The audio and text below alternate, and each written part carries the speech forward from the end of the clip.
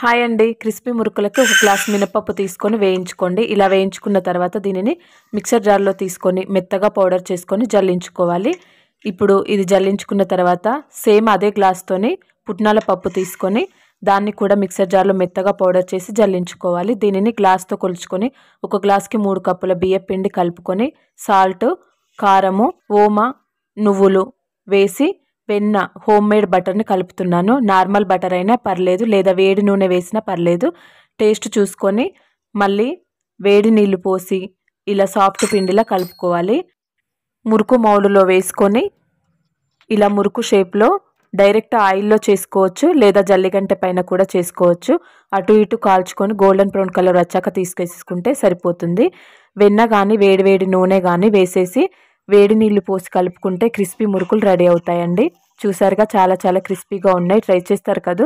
Thank you. Super.